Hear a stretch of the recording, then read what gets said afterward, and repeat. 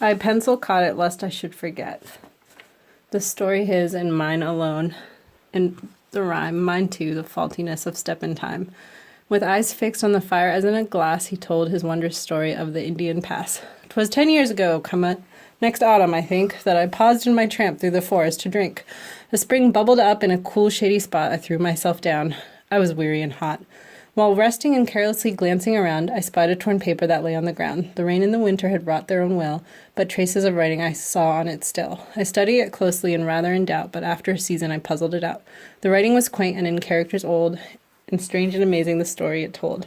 'Twas written in rhyme, very crude, it is true, but just as it ran, I'll repeat it to you. The memorandum: to remember, if moonlight is bright, on the 8th of September at 12 in the night, to climb Summit Rock in the Indian Pass, and where the cliffs rise is a towering mass. To look towards the west, where steep is the wall, rises a hemlock hangs, poised in its fall, straight on a line with its trunk to the south, 1,000 feet up beyond a cavernous mouth.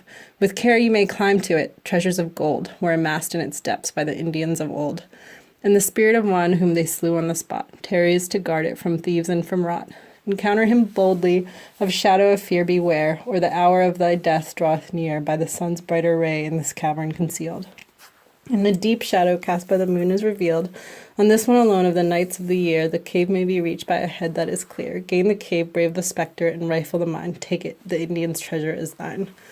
This was a story that greeted my eyes. I read it with feeling of doubt and surprise. What? Could it be true that a treasure lay hid, the rock in the caves of that canyon amid? I had been there quite often. I well knew the place, the precipitous cliff at the east of Wallface, where McIntyre rises, grim, solemn, and bare, its triple tops piercing the crystalline air. But was it not nonsense to give it a thought, to dream that old Wallface with treasure was fraught?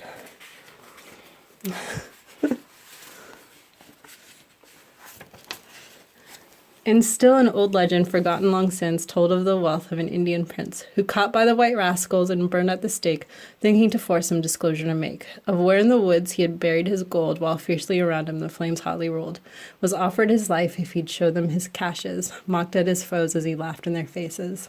Caches. That's right. No, that still doesn't rhyme. Faces, caches. A year or so after, on some errand bent, down to the old ruined village I went. The houses were moldy and terribly damp, so north of the village I built me a camp of pine and spruce boughs in a well-woven mass. About halfway up the Indian Pass, my firewood was cut. I was fixed for the night. My campfire was blazing up brilliant and bright. I suddenly thought that night was the time for the search for the treasure as told in the rhyme. 'Twas the 8th of September, there was no mistake, but had I the courage and trial to make. I filled up my pipe and prepared for a smoke. That climb up the mountain was clearly no joke. And then to say nothing of having to brave a bloodthirsty Indian ghost in the cave. No, the old spectre his vigil may keep, and I'll dream of the gold as I peacefully sleep. Just then the new moon, gleaming bright in the sky, shot beam after beam in my cowardly eyes. I said to myself, I will visit the spot, but climb up the horrible wall I will not. I threaded the trail by the moon's yellow light and stood on the rock in the pass at midnight. Yes, there was a hemlock, and off to the left, faintly outlined, was a shadowy cleft. And there was the cave, and I felt my heart thrill at the thought of the treasure, but was it there still? Leading up to this cleft, I thought I could trace a sort of path up the steep rocky face, a series of footholds by which one might climb the cliff to the cavern with patience and time. If the Indians had climbed it, why surely I could. 'Twas enough. I jumped down from the rock where I stood. In a very few minutes, I stood at the base and prepared for my climb up the side of Wallface. In order to gain the best holds on the rock, I drew off my boots and my thick woolen socks and capped my revolver and tightened my belt. We forgot our revolver. Jeez. And ready for what are we even doing up there? I know. Clearly we missed the whole point of climbing today. And ready for any adventure, I felt I had marked out the place to begin the ascent, where help by the bushes and trees would be lent. At first I climbed with comparative ease and soon looked out over the tops of the trees. The evening was beautiful, calm and serene. Not a cloud in the bright azure dome could be seen. Upwards, still upwards, advantage I took of every crevice and angular nook. I crawled, climbed, and squirmed around the rough rocks. Sometimes I lovingly hugged the huge blocks. Once I grew dizzy. What if I should fall? I cowered up close to the pitiless wall. I said to myself, this will never do. Just think of the treasure, and reckless I grew. Still climbing upward. Ah, how would it end? 'Twas hard to climb up, but 'twas death to descend. I stopped in my way, for before me a rut deep in the cliff by some rock slide was cut. Across it and firm in the rock was a ledge. A little spruce sapling hung over its edge. I looked all around it. other way there was none. I must leap. The terrible risk must be run. Before sank the cliff's perpendicular wall, polished and smooth as an ivory ball. I gathered myself and gave a wild spring, but the rock that I leapt from, a treacherous thing, gave way as I jumped, and downward it dashed, awakening the echoes below as it crashed. Whilst I missed the ledge, grasped the shrub as I fell, and hung by my hands, 'twas an instant of hell, then pulled myself upward. It took all my strength, and knelt on the shelf as I reached it at length. I climbed after that as one would in a dream, where all things uncertain and shadowy seem. At last, looking upward, I saw the dark cave, and looked in the gloom for the Indian brave. More of the ghost than the treasure, I thought, as I lighted a roll of birch bark I had brought. I look at myself, I was surely a sight to make an old Indian quake with affright.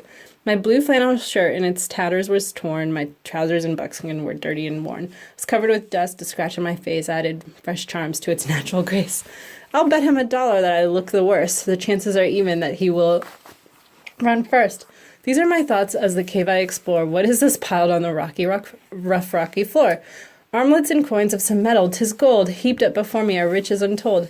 Here's the wealth of the Indian chief. Here's the treasure beyond all belief. All of this booty is mine, mine alone. I sound o'er my head, nearly turned me to stone. I lifted my torch. I saw by its light a something that curdled my blood with affright. A form strong and stalwart, a face dark and stern, eyes like coals seemed to sparkle and burn. My torch failed me then. Still the form I could trace. I drew my revolver and fired in its face. Before the first echo came back from the cave, I felt myself seized by the Indian brave, borne to the brink in his iron-like clasp, weak as a child in that powerful grasp, poised in the air for an instant, and then hurled like a stone from the mouth of the den.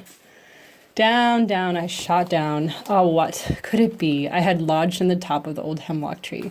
But the strain was too great. I could feel the tree sway. Then downward it swept as the roots broke away. The next I remember, I lay on the ground. Far up above me, the precipice frowned. Bright on the rock shone the clear light of day.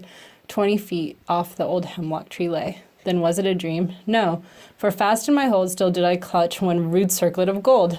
I lay for some moments, and then I arose. I was dreadfully bruised from my head to my toes. My left arm was crushed, nor indeed was that all, for I suffered for years from that terrible fall. Did I try it again? Oh, no, sir, indeed. Once was enough for my uttermost greed. But there still is a treasure, and there it will stay until on the world breaks the great judgment day. For the hemlock is gone, and without it no trace can be found of the mouth of that horrible place. Camp Comfort, December 25th, 1878. That is like a really old... That's amazing.